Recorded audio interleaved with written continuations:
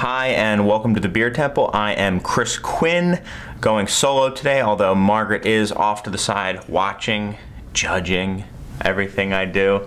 She just didn't feel like being on camera today. But anyway, should have a really fun show, a show that I'm looking forward to doing because I think it's I have two beers from Oskcar Blues, and I think Oskcar Blues is really an important brand in craft beer and has been really important to the craft beer movement. One of the primary reasons for that is because they can, and they were the first craft brewer to can, I believe. They've been doing it forever, and before I'd ever heard of Oskcar Blues, I'd always heard of their flagship Dale's Pale Ale was this craft beer, which was an amazing pale ale, and it came in a can, and it was so crazy, but it was really good. And, you know, lo and behold, I'd say, man, a good portion, I wouldn't be surprised if it was upwards of getting up towards 50% of new craft breweries that are coming on are starting to can now, because people realize what a great vehicle or vessel it is for craft beer.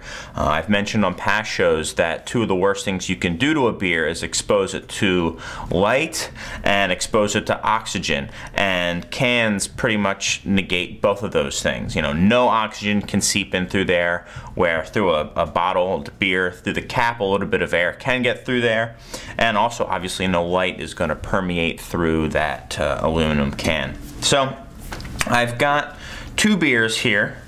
You live journaling?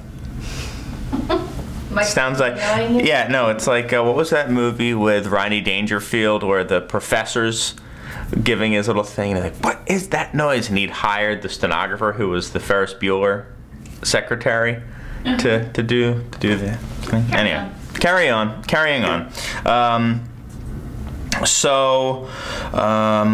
I've completely lost my train of thought. So, Oskcar Blues, I'll just start all over again, I guess. They go in cans, very good. We don't get it here in Illinois, so when I was up in Wisconsin, I was lucky enough to be able to get some of their beers. They do distribute pretty widely, just for some reason not to Illinois.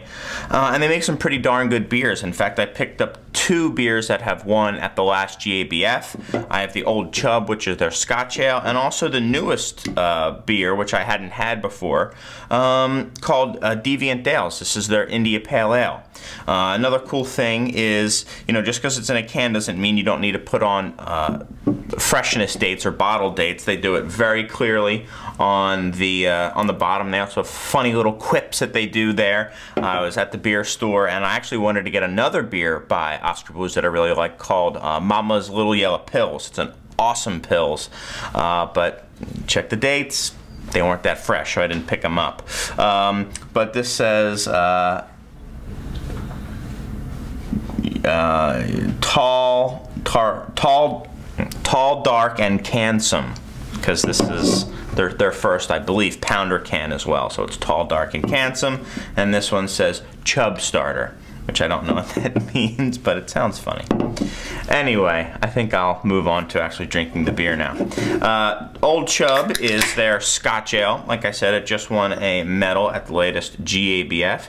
Scotch ales are typically very clean tasting ales, you know, getting towards some more of the lager flavors, very low in their ester profile, also low in hop character as well. Really a profile of malt, much like, you know, almost like some of the Bock beers or traditional like Dunkel, something like that would be, but certainly still an ale. Beer's a little cold. I didn't have a chance to let it sit out long enough. Another cool thing about Oskcar Blues is their facilities. They started out, I believe in the late 90s or early 2000s in this tiny town of Lyons, Colorado, which we actually drove through. It's like a stoplight. It's a tiny town. We're like, whoa, Oskcar Blues. I thought they were in Fremont. I think Fremont, Colorado is where it is. Longmont, Colorado is where they are now. And we're like, oh, I thought Oskcar Blues was in Longmont. They started out in a tiny town, really blew up there in popularity, moved to Longmont, opened up an awesome brew pub there. I have some photos I'll put up. And then they opened up a tap house called the Thirsty Weasel or something. And this place, do you remember this, Margaret? It was it's in the facility. So they have like shuffleboard and sofas and stuff like that, and it's just lined by walls of cans. That's to keep you away from the brewing equipment. And then it's just an operating brewery. There's no windows or walls or anything. You're just in the brewery drinking beer, and they always have a barrel-aged beer on. So we had a barrel-aged Pils, the Mama's Little Yeah Pils. Very weird, but interesting. Fun. So yeah, and a fun place. Yeah, Oskcar Blues. Go to Colorado, you can visit them 3 times over. So at Lyons, at Longmont, and then the tap room. So I'm getting a lot of really nice, rich malt here. Like I was talking about, stylistically with Scotch ales, you're not going to get a lot of hop flavor, and you certainly aren't here as well. Almost a little bit of like a smoky flavor as well. I wonder if they smoked some of the peat, or I don't know what else. What are you looking at now? The barbecue place. Oh, you're looking up the barbecue place. Yeah, so there's a little bit of a smoked component, but not meaty. I'm not sure if they use any smoked malt on here, but yeah, really nice. Yeah, the barbecue place was homemade liquids and solids. Remember that? Homemade liquids and solids, really yeah. Good food and great beer and friendly bartenders. Really friendly bartenders. We went there like the week before the Great American Beer Fest, and they were super cool. Sat down there, talked to them for a while, told us some other places to go, some places to check out. They also have bands that come in a couple days a week, so they'll put on like straight up little mini concerts upstairs at the brew pub. Really fun little place, and just like a funky place. A lot of like really weird, interesting things. They have a lot of fun with their tap handles. They kind of mess with them, and they have like custom furniture. They had a fountain made out of a keg that was spurting water, and it had like a Dale's Pale Ale sticker on. Do you remember that? Mm-hmm. Yeah, it was really cool. Oh, and their grain silo is painted like a Dale's Pale Ale can, which I also thought was cool. But back to this beer.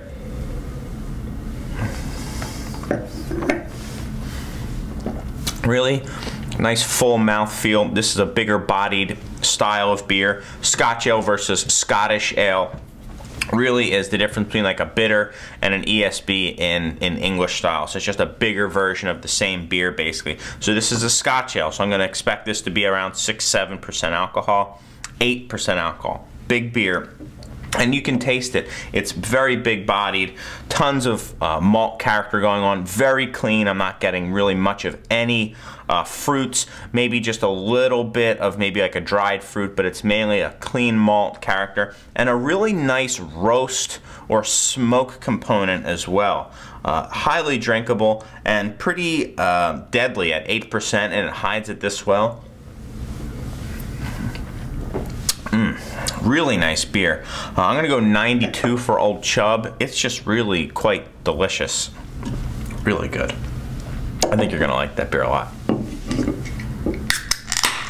And now their newest beer, I believe, at least that they're canning, is Deviant Dales, which is an IPA. It's kind of shocking for a big, well-known craft brewery has been around as long as Oskcar Blues has to not have an IPA, if you think about it. So, this is Deviant Dales, also won at GABF this past year. Now, we opened up a can of this a couple days ago, and there was a little bit of a disparity between what some people thought. So I'll try to mention what Margaret thought and what some other people thought as well versus what I thought when you warm it up. Nice looking beer. It appears to be pretty darn clear. I don't know if it's necessarily that brilliant filtered crystal clear, but it's a really lovely copper color with a big white sudsy head. I mean, it's a very nice looking beer here. Oh man. And the nose was what was dividing people. I really liked it.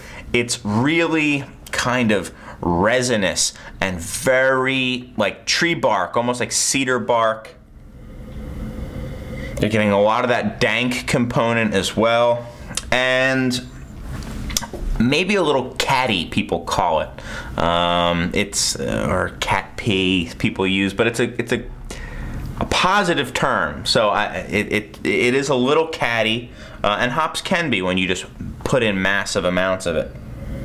Now, on the flip side, there were other people who were saying that this beer smelled like cheesy, is what Margaret said. And that is definitely something you can get from hops. A lot of times when you're using older hops, they are known to be very cheesy. In fact, a lot of guzes and beers that use aged hops, that is a known flavor profile from those old hops, is the kind of a cheesy character to it. And when you say cheesy, you mean like a washed rind kind of stinky cheese, right? Yeah, like a funkiness to it. But funk from the hops, not necessarily from a bacterial infection, something like that. Another person said it tasted like feet, or smelled like feet. So, man, it's out there, but it is in your face. It kind of just punches you in the face with hop character. And what I like about it is it isn't the same old hop character that you're going to get in every other IPA. This doesn't smell like many IPAs I can really think of. It isn't that piney and grapefruity. It isn't that new wave of the big tropical Citra Galaxy style. It's its own thing, and I really like it.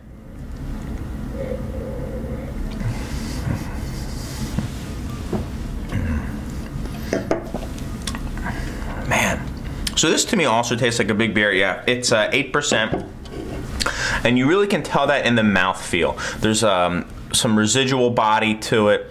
There's some residual sugars. There's a good body to it. Very creamy in the mouth, and you are getting a lot of those earthy, woody, resinous flavors in it as well. A little bit of kind of, like I said before, caddy.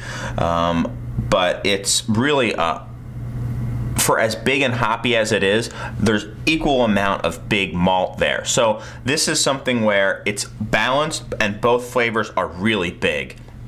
Other IPAs, you taste them, both components, but it's just more toned down. This is a big beer. I mean, this is really on the edge of double IPA, but it's really just delicious. Yeah, if I had access to this beer, I would certainly buy it more often.